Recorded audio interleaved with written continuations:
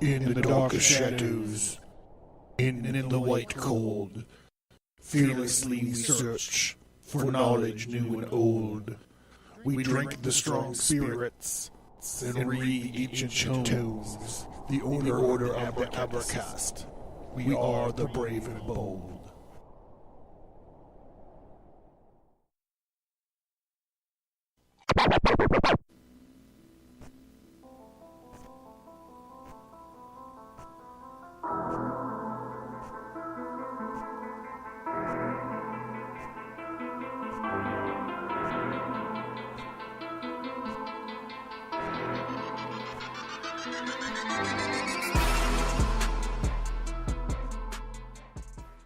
The Ages begins with the shocking story of Cain and Abel and the journey of violence and revenge spanning thousands of years, following Cain through his cursed life from an ancient invasion of malicious angels to the American Revolutionary War.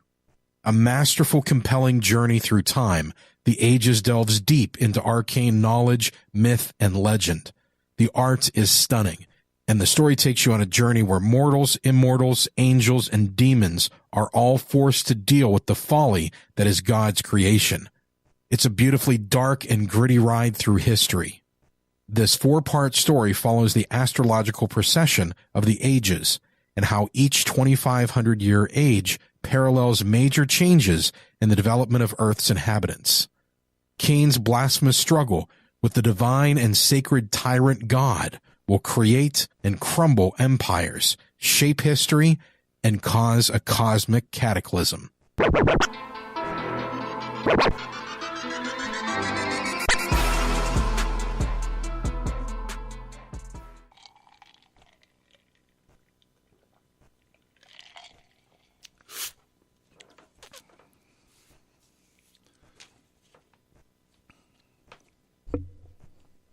A great sign appeared in heaven, a woman clothed with the sun, with the moon under her feet and a crown of 12 stars on her head. She was pregnant and cried out in pain as she was about to give birth. Then another sign appeared in heaven, an enormous red dragon with 7 heads and 10 horns and 7 crowns on its heads. Its tail swept a third of the stars out of the sky and flung them to earth. The dragon stood in front of the woman who was about to give birth so it might devour her child the moment it was born. She gave birth to a son, a male child who will rule the nations with an iron scepter, and her child was snatched up to God, to his throne. The woman fled into the wilderness to a place prepared for her by God, where she might be taken care of for 1,260 days. And then a war broke out in heaven. Michael and his angels fought against the dragon, and the dragon and his angels fought back. But he was not strong enough, and they lost their place in heaven.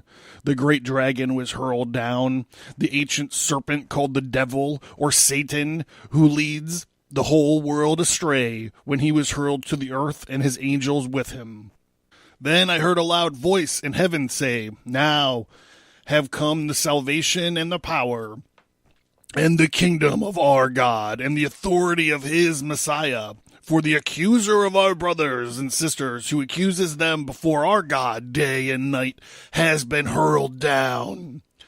They triumphed over him in the blood of the Lamb, and by the word of their testimony they did not love their lives so much as to shrink from death. Therefore rejoice, you heavens, and you who dwell in them. But woe to the earth and to the sea, because the devil has gone down to you. He's filled with fury, because he knows his time is short."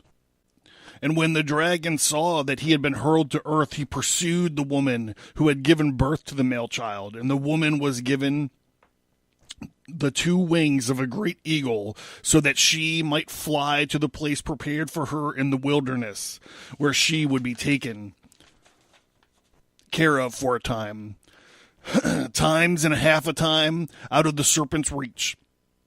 And from his mouth the serpent spewed water like a river to overtake the woman and to sweep her away with a torrent. But the earth helped the woman by opening its mouth and swallowing the river that the dragon had spewed out of its mouth. Then the dragon was enraged at the woman and went off to wage war against the rest of her offspring, those who keep God's commands and hold fast their testimony about Jesus. Revelations 12. Ba-boom, ba-boom. You gotta pump it up a little bit. Pow, pow, pow, pow. Don't fuck with it. Pow, pow.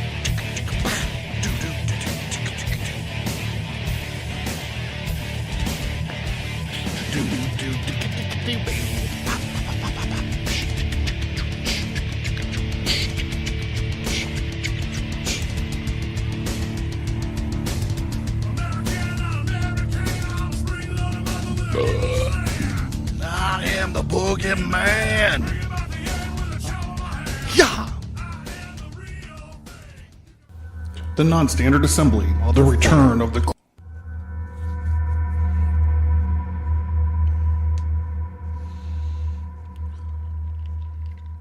The Abracast. Occult. History. Conspiracy. Violence.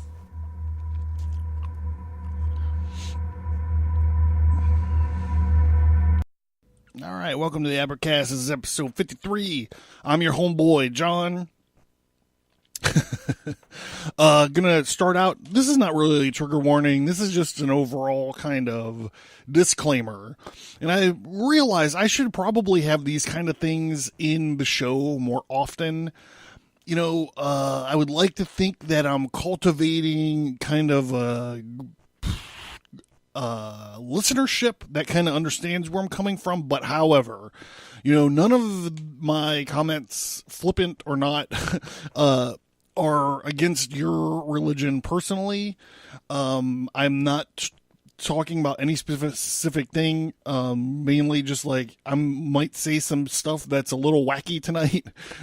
And I just, you know, I don't even feel like I need to protect myself. Look, if you made it this far, we're 53 episodes into this thing. If you made it this far, you understand that we're not politically correct. However, I feel like insulating myself just a little bit about not personally attacking or disparaging anybody's religion. If that is done, then so be it, but it's not a personal attack, it's a general attack. I generally attack religions. I don't personally attack them. So just, we'll keep that in mind. Please, just keep it in mind. Last week, we actually did 3 episodes last week. It was a ball buster of a fucking week, and I can tell you that, guys. I record on Fridays, well, Thursdays if I got my shit together, Fridays if I don't have my shit together. Last week I did Thursday, Saturday, and Sunday, like right up to when I uploaded. There's actually a little bit of a mistake with uploading, so if you guys, people out there, accidentally got my show on someone else's feed, I'm sorry. However, it was great. A lot of information was thrust out into the open, and I feel like I did a lot of good, especially to folks that are kind of not so much on the invisible laser beam wizard mini nuke side, but think that something is actually fishy in the real world with 9/11. I think that I hit that sweet spot right, just fucking like right in there, like the, you know, that the G, you know, like how you get your finger in there and then you kind of like bend it up a little bit and you get that, there's that little, that I think I hit that G spot of 9/11 last weekend. So if you're interested in all of that without any sexiness, I don't know why, I don't know why I went there, but okay. So we spent 3 episodes, almost 4 hours of putting 9/11 in context, and we got pretty deep. And we tried to shed some light on these folks who oversimplify these events or simply just are delusional. Today we're going to shift gears a little. And this episode has a lot of moving parts. So we're going to get into it. This is like all the cool stuff for the podcast. We're about to hit it. We're going to do Bible prophecy. We're going to do Bible stuff. We're going to do astrology, a little bit of astrotheology, and we're going to talk about the end of the world. If I could figure out some way to blame the Muslims or Bill Clinton on this, it would be like the perfect episode. However, I can't, looking at my notes right now, I can't really do that. So, this episode is going to link into a bunch of other ones. So if you guys are catching up, I'm going to kind of do this in clusters, talk about like what episodes reference or kind of deal with topics that I dealt with on other episodes. So this episode's going to tertiarily have to do with the ages episode, but that's self-serving because it's all just a gigantic commercial for my last graphic novel the weekend it came out. So what I did is I just took me babbling on about the procession of the ages and like all these weird conspiracy theories that I wrapped into the book, and I kind of just cut them out of all the interviews that I did leading up to the book and just smacked them all in there. But we're talking about astrology, so that has a place there. Also, the Age of Aquarius, which we did a couple weekends ago. You might want to talk about that specifically when we start talking about the constellation of Leo. I believe there's a very strong tie in there. And way back when we did St. Patrick as Ophiuchus, where Ophiuchus is going to shed his lovely snake rustling head again in this episode towards the end there. So you might want to brush up on that. Not that it has a lot to do with St. Patrick's Day or St. Patrick, but I mean, the dude is wrestling a snake, so come on, let's get into this already. So there's a lot of ways to support the show.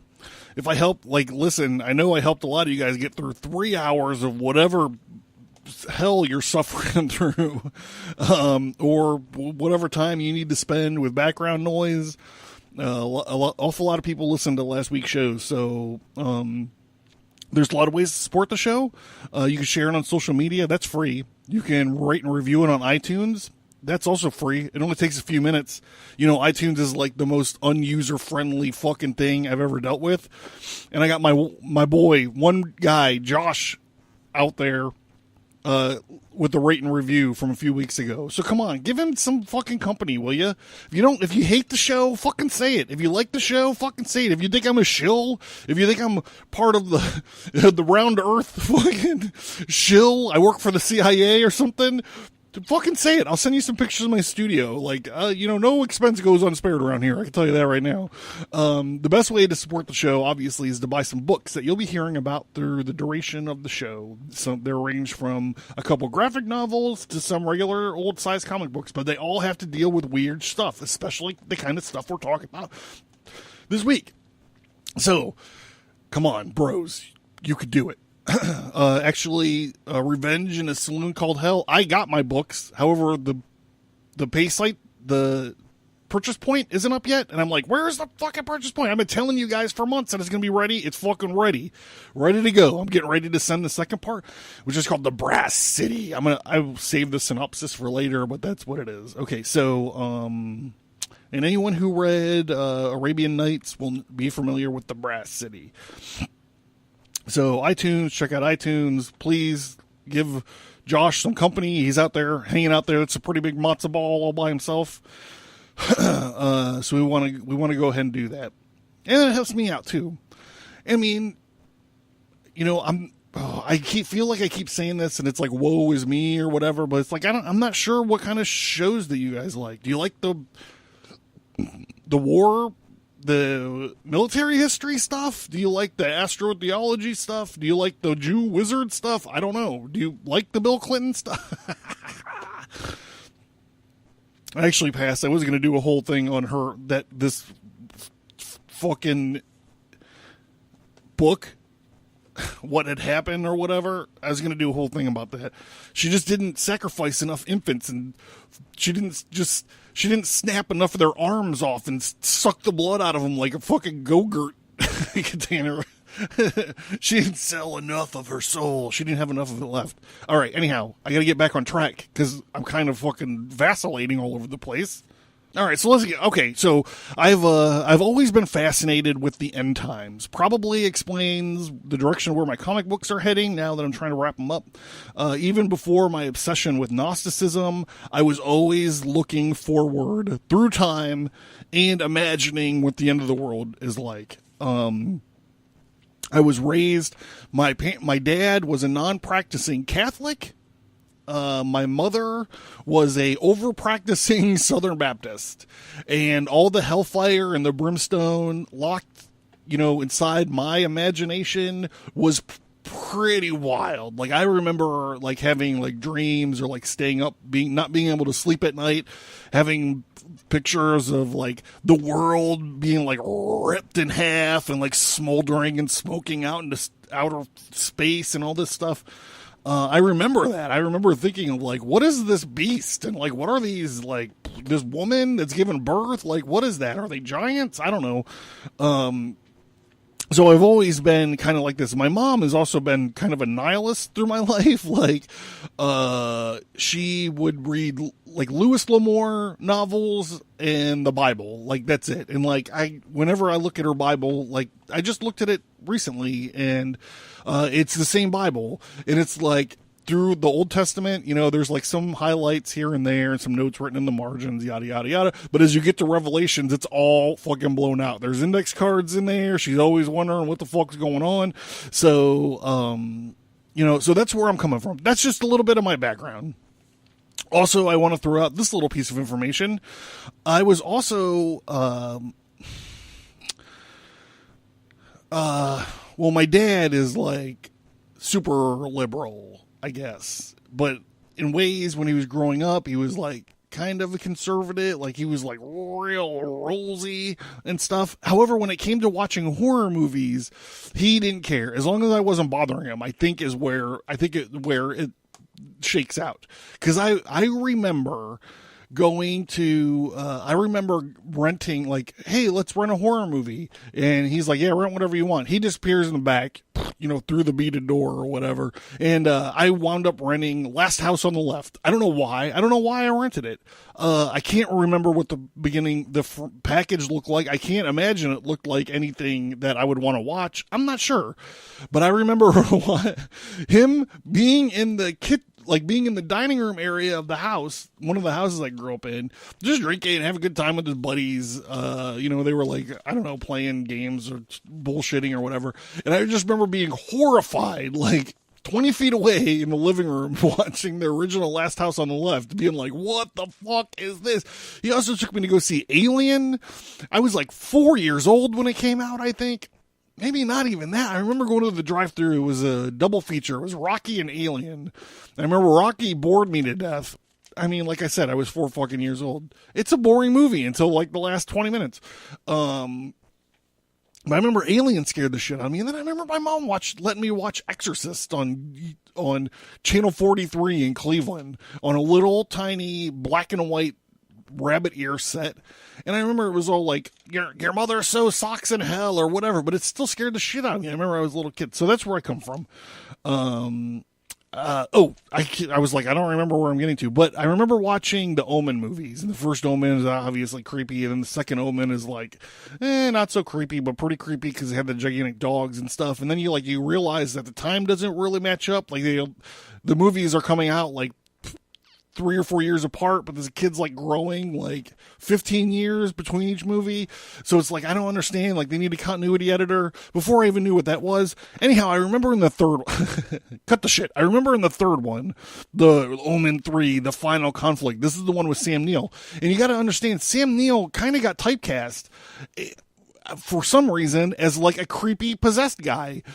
He was the Antichrist, Damien in this one, and then he was in that Event Horizon where he got possessed by the interdimensional demons with barbed wire, and then he was in that Mouth of Madness. Is it called the Mouth of Madness, where he drew all over his face, and he was like that Cthulhu. It was like supposed to be like a Lovecraft one, but he's like locked up or something. Anyhow, like he likes to go dark places. Anyhow, in the final conflict on March 24th, 1982, there is a convergence in the Cassiopeia constellation, where 3 stars join to one over a certain amount of time or whatever. And like the Vatican Library is like tracking it, and they're like, oh, the 3 stars formed into one in this convergence, and like that means that Christ is going to be coming again, like as a full-grown human being or whatever. And that always fascinated me. I've always carried it around in my head, and one of the early versions of one of my books is I basically ripped it off, whereas like instead of the convergence, they're just tracking this asteroid or whatever, but whatever. Anyhow, blah, blah, blah, blah, blah, blah. So that's kind of what we're getting into, is this convergence of Cassiopeia in 3/24, 1982. We're going to be talking about that, something a lot like that, but it's coming up this week, everybody. I don't know if you've heard about the Revelations 12 sign. It's right on your back door. Not your back door. It's right on the back door of your back door, if you know what I mean. It's coming right up. It's this week. I think it's like fucking Friday or something. So here, we're going to get to it right after this.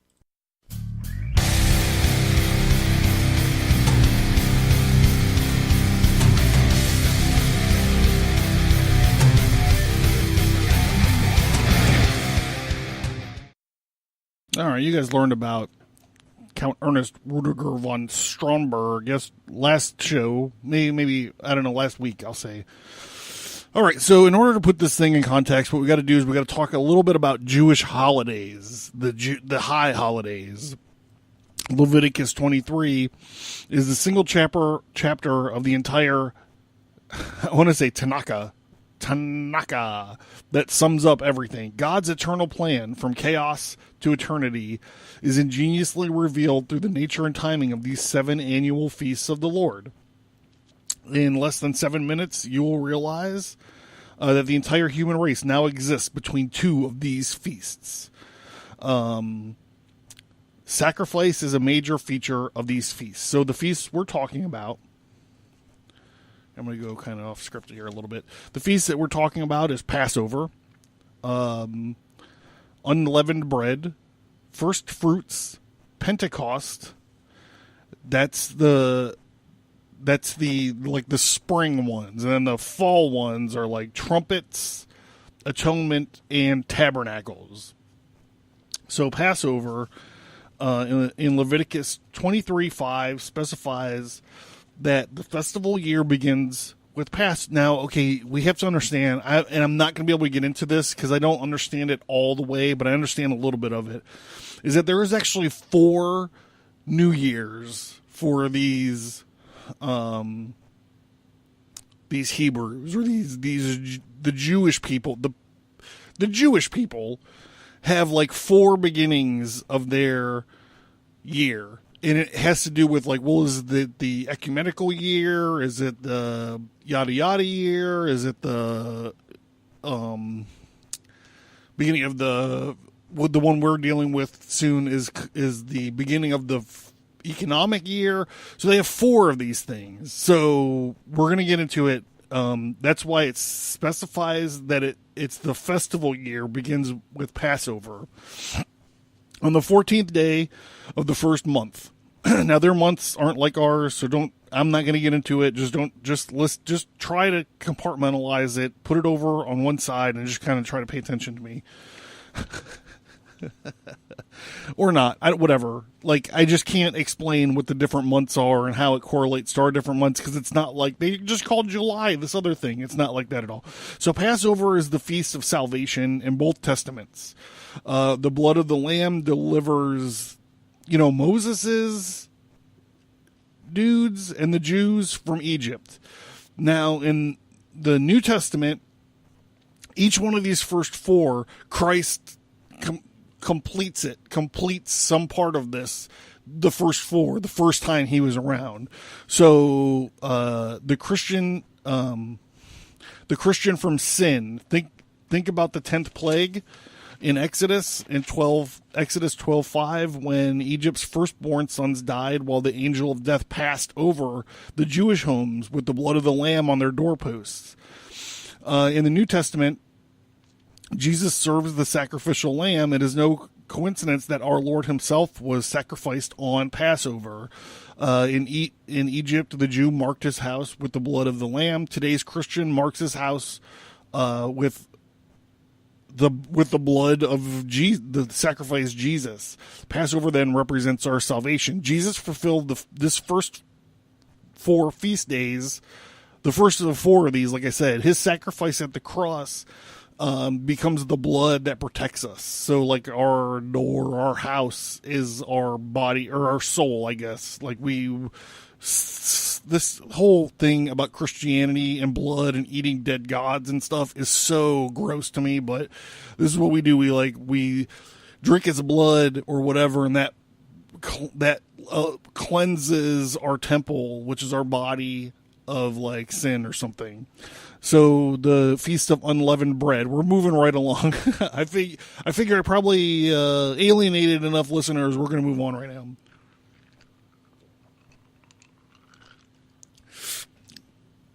The Feast of Unleavened Bread. And you're like, what does this have to do with astrotheology? What does this have to do with astrology? Just hold on. Just fucking hold on. Unleavened bread. Leviticus 23:6 puts the second feast on the next night. On the 15th day of the same month, it is the Feast of Unleavened Bread. Unto the Lord 7 days ye must eat unleavened bread. Leaven or yeast in the Bible symbolize sin and evil. I don't have a footnote for that. I'm not sure. Unleavened bread eaten over a period of time is symbolized a holy walk with the Lord. Again, I don't have a footnote for that. This is all coming from a website called Hebrew 4, the digit 4, Christians.com. This is the best I found to synthesize it to get it out to you. I don't know about the sin or this walk thing. The unleavened bread in the New Testament is, of course, the body of our Lord. You know, this is the communion. You know, you eat of his flesh, you drink of his blood. Like I said, you crazy zombie god. He's described as the bread of life. Lachem ha-kayim. And he was born in Bethlehem, which in Hebrew means house of bread. This symbolizes removing improprieties from your life.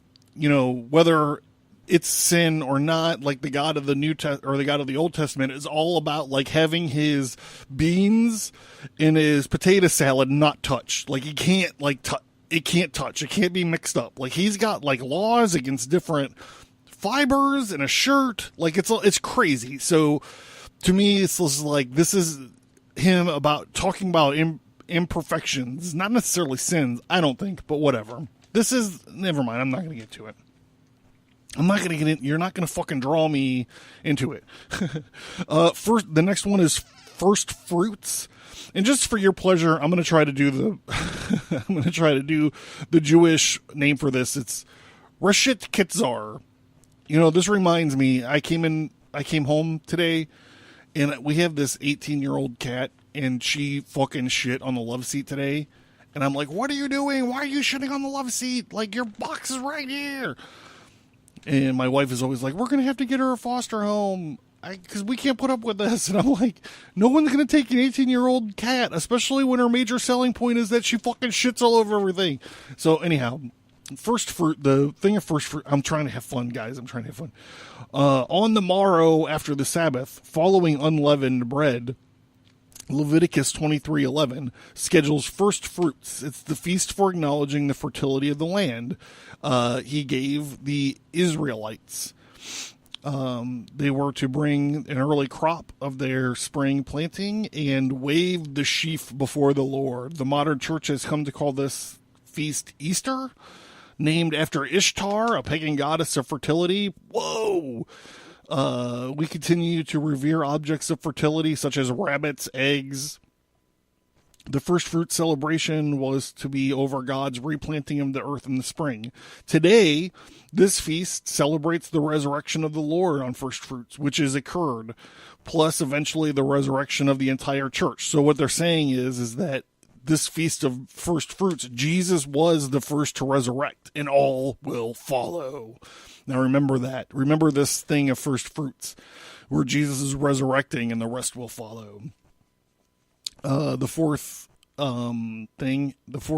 holiday is Pentecost, which is Shavuot. I feel like I'm trying to speak Klingon when I say this. Shavuot. Chakotay.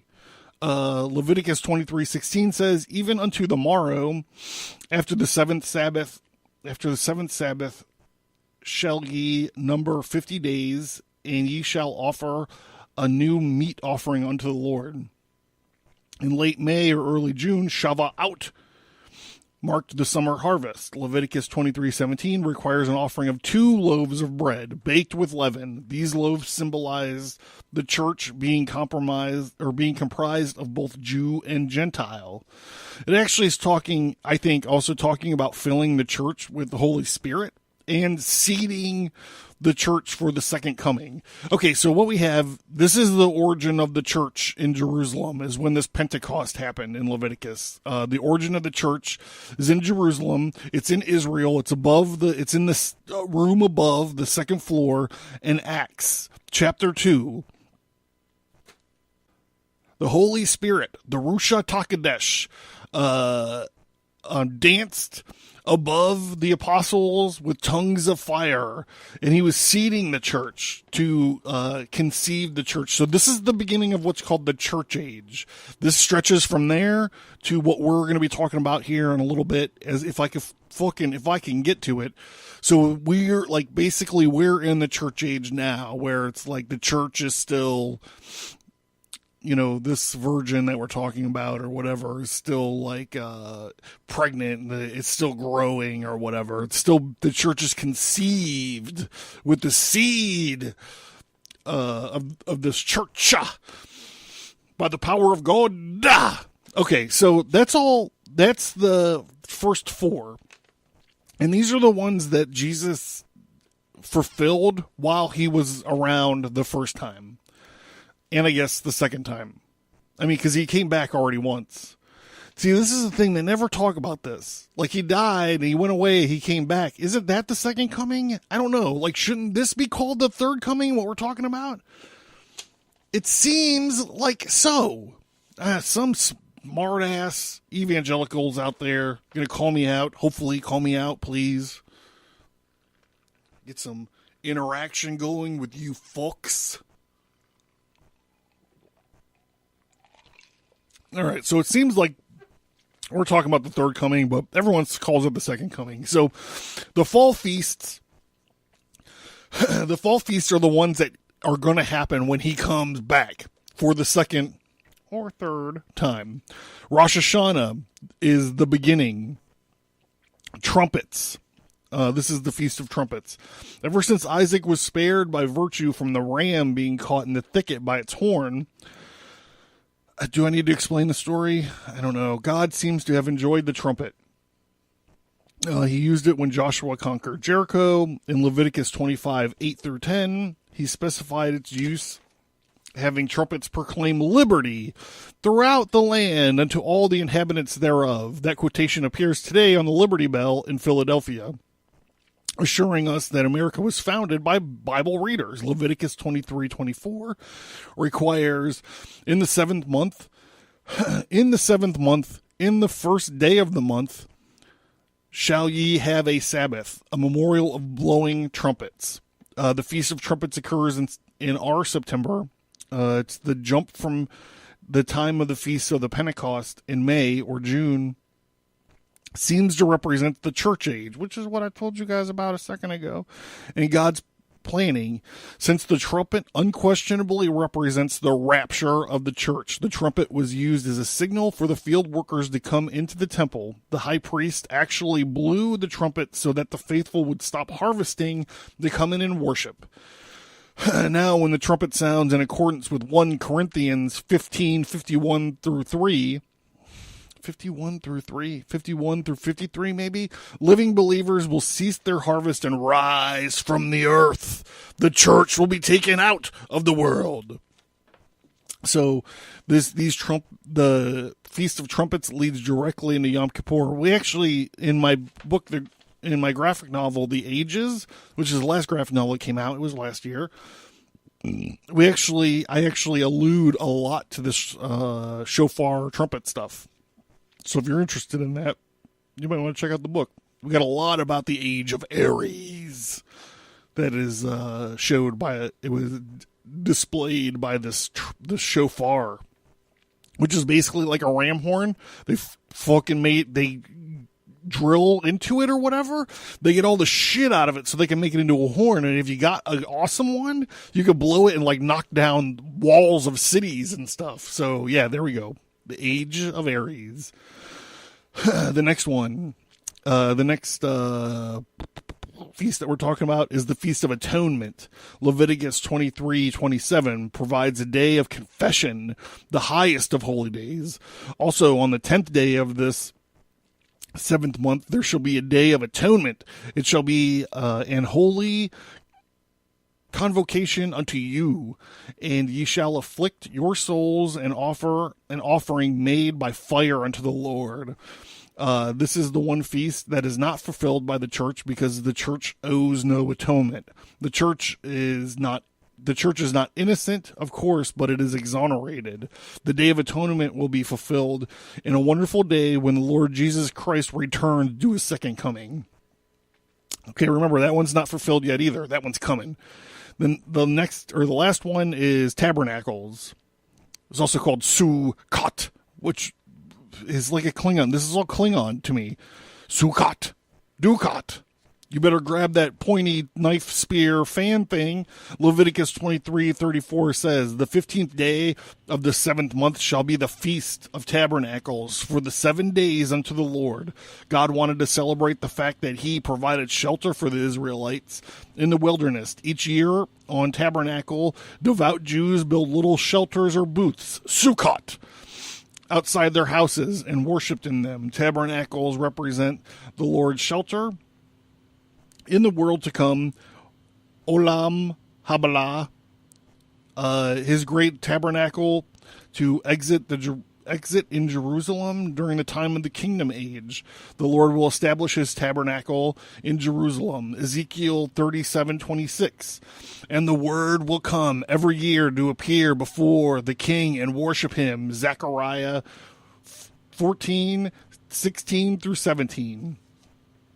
So this is just kind of like a glimpse into these holy holidays and what they represent in some way. So we see the first four are basically talking about sacrifice and how Jesus' blood protects us Gentiles, the Gentiles.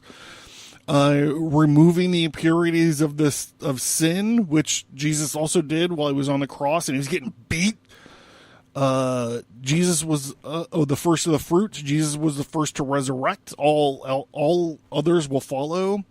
And then at the Pentecost, filling the church with the Holy Spirit, seeding the church, beginning the age of the church for the second coming. So what we're going to be talking about next is what happens at the age of this church, at the end of the age of this church, now that it's been seeded and the fiery tongues of the Rosh Hashanah are done dancing and conceiving of the church. What happens next? What happens at this first of the fall, feast days? I don't know. That's what we're going to get into, bros. That's what we're going to get into right after this.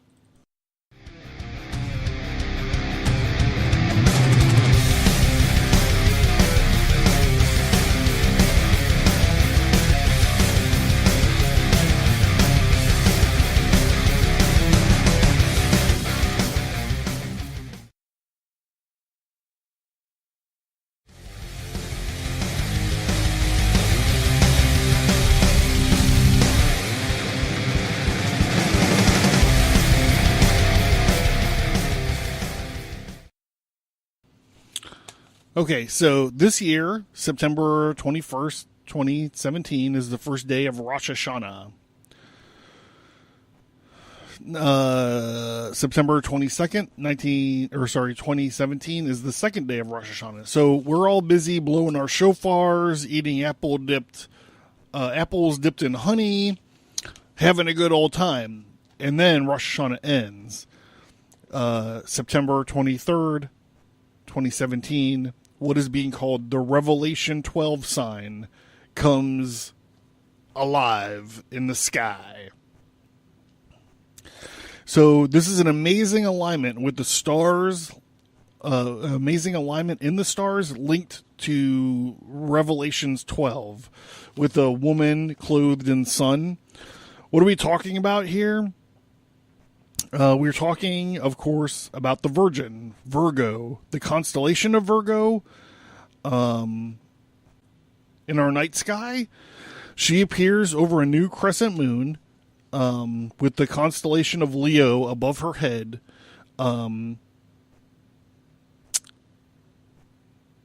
with an alignment of Mars, Venus, and Mercury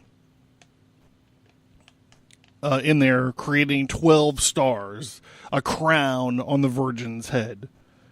So let me refresh this part of the prophecy for you.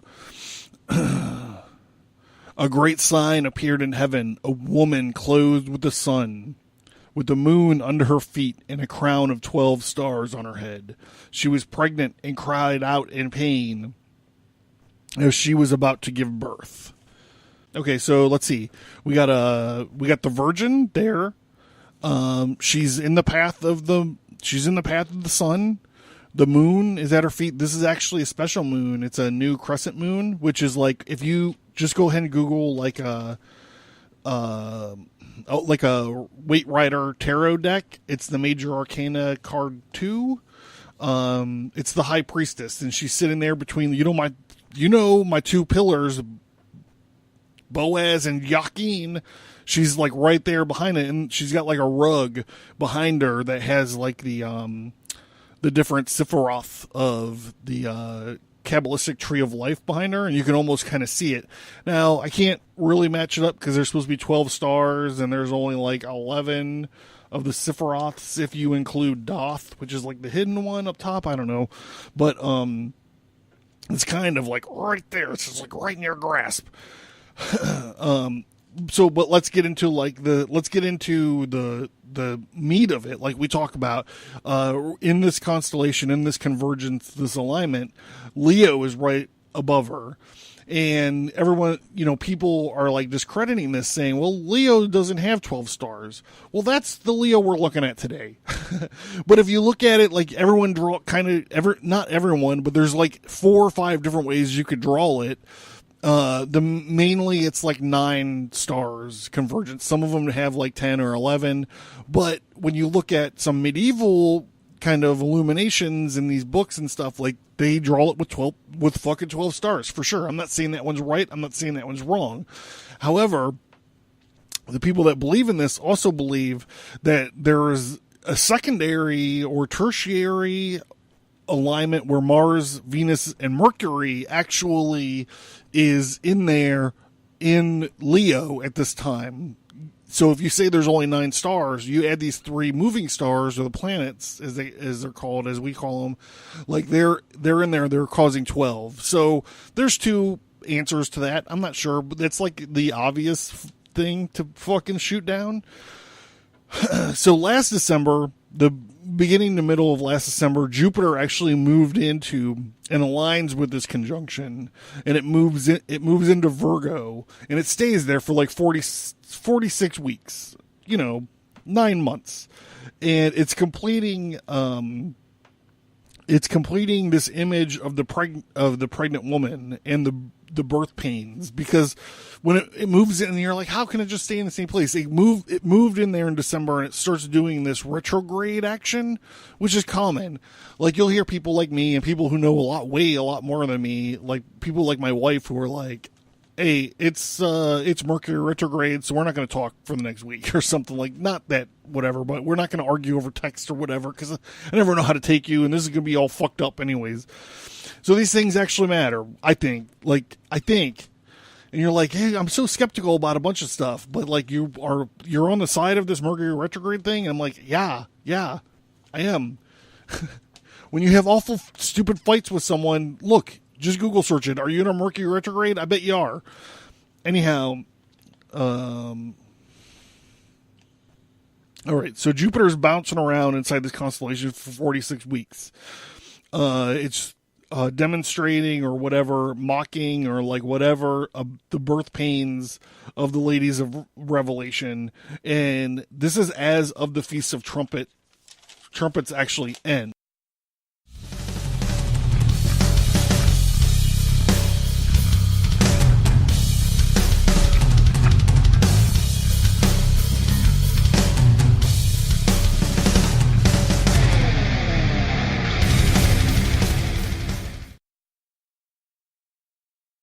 All right, so what are we talking about now?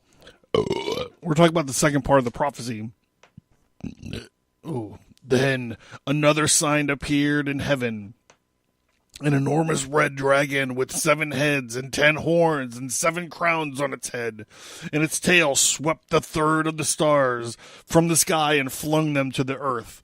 The dragon stood in front of the woman who was about to give birth, so that it might devour her child the moment it was born. She gave birth to a son, a male child, who will rule all the nations with an iron scepter. And her child was snatched up to God and to his throne. The women fled the wilderness to a place prepared for her by God, where she might be taken care of for 1,260 days. Then a war broke out in heaven. Michael and his angels fought against the dragon. And the dragon and his angels fought back. So let's move into this next part of it.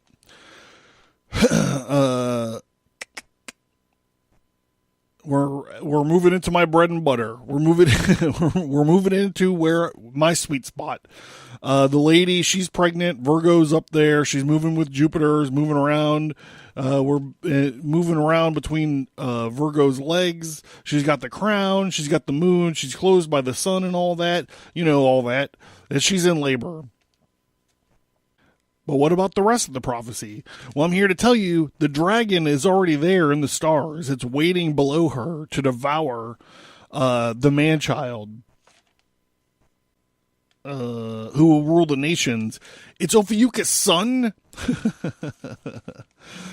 And the war or whatever, the battle that will ensue is all right there. Ophiuchus is right underneath Virgo. He's the missing zodiac, or the 13th zodiac. And we go right from Jupiter moving out of Virgo into this heroic figure of Michael or whatever, wrestling a serpent. Ophiuchus is featured in my latest graphic novel, The Ages. He's featured quite prominently in the first chapter. It's this guy, and he's wrestling this giant snake. So if you could find serpents, he's the stars that are around serpent. He's actually the guy. It's like a transformer. Like, he's actually a guy made of a constellation of Ophiuchus wrestling the constellation of serpents, but together they're called the constellation of Ophiuchus. So he's been around forever, and he's got a bunch of different names. The ancient Greeks thought this was Apollo wrestling the snake that protected the Oracle of Delphi. But more importantly, this is actually a little bit more poignant, I guess. The Roman myth of Ophiuchus was known as Asclepius, who he learned the secrets of immortality by watching snakes. So think of this story of the Garden of Eden right now. Asclepius, who learned the secrets of immortality by watching snakes in order to stop the entire human race from becoming immortal, because Asclepius was out there making these humans immortal. Jupiter killed this dude with a fucking lightning bolt, son. Killed him. Now think of Prometheus. Like, it's kind of this. It's a little bit of the same story of Prometheus. So we're all right there. Like, we got it all. I just kind of like laid it all out there. And we're going to wrap this up right after this.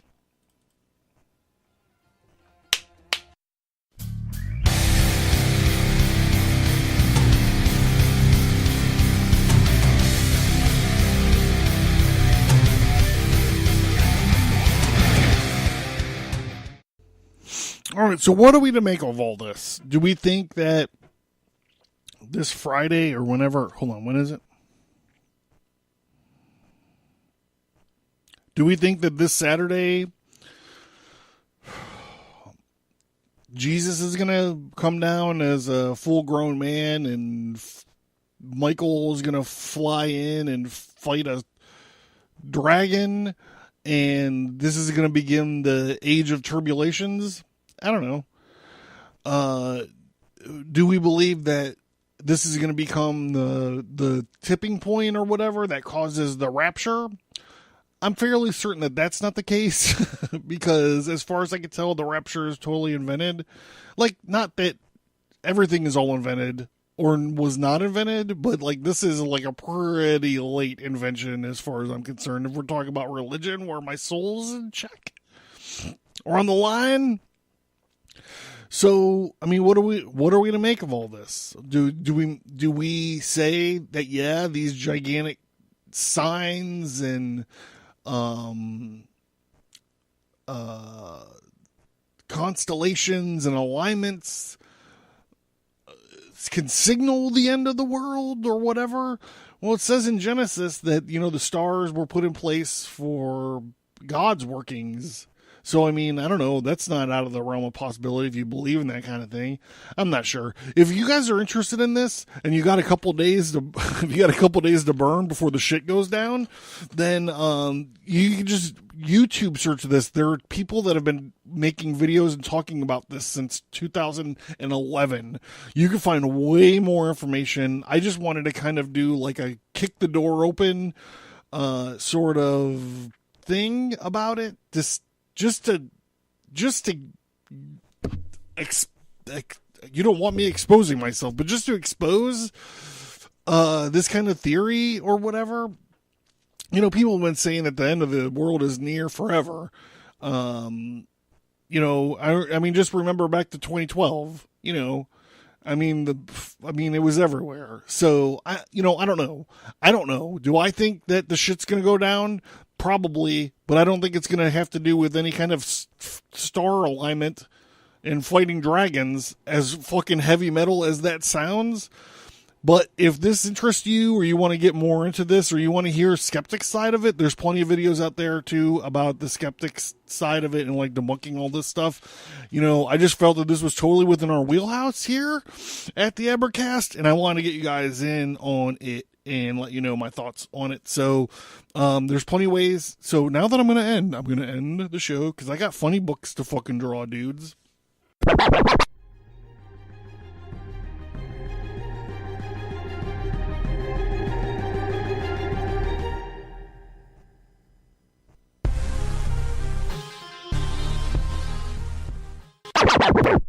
Vienna, 1683.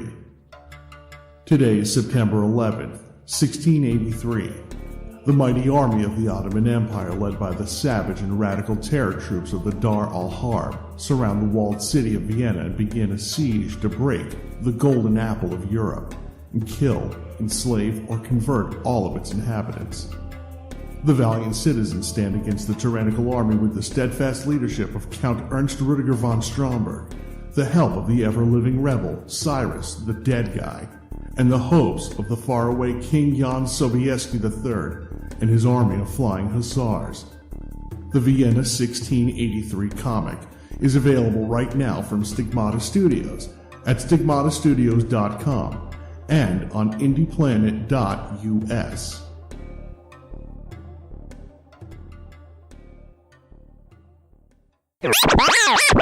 The Non-Standard Squad, 1944.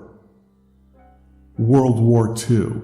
3 weird American soldiers are on a search and rescue mission into the oldest and darkest regions of Europe. A cursed, ever-living warrior, Cyrus the Dead Guy. An experimental warbot, Sergeant Lane McCord.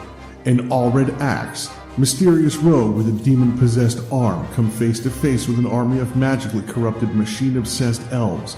A magic hammer-wielding Norse Ubermensch. And a Nazi wizard, who is a member of the ancient Dark Order of the Shining Hexagon.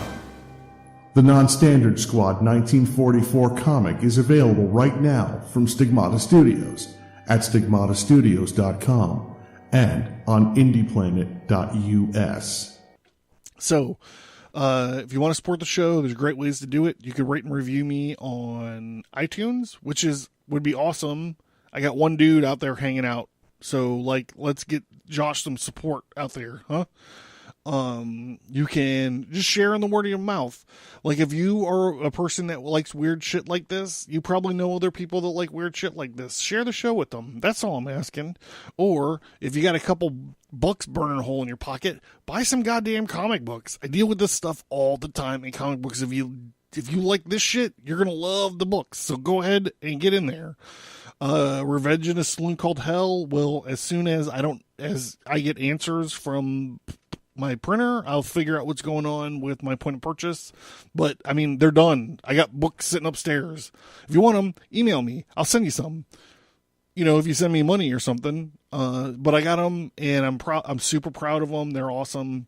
Whatever. I'm gonna be sending some to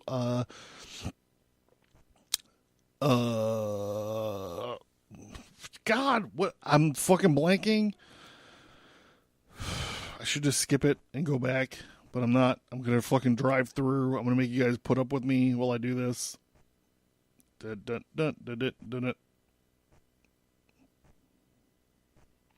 going to be sending some stuff to the Dead as Hell podcast. Is a great guy. Scott's out there, One Sick Puppy.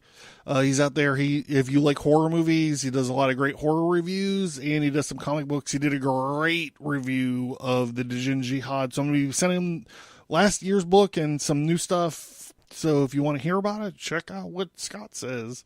And that's it. So, you know, support the show. If you're wondering what to listen to now, I got you through an hour of bullshit. You wonder what you should listen to now? Go to society-13.com. Find Kettle Whistle Radio. Find Prog Watch with the Prog Squatch. Find the Wicca Library. Find The Lift. Find a bunch of stuff out there. There's a bunch of stuff out there.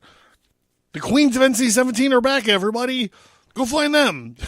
If you like horror movies and you're not listening to Queens of NC-17, you're doing something wrong. Super wrong. So go check that out. And then I'm going to leave you guys. I'm going to leave you guys with this. We're going to be listening to the band Novus. We're going to listen to the song, let's see. We're going to listen to Murder of Crows by Novus. This is coming up next. Right now. It's coming up right now.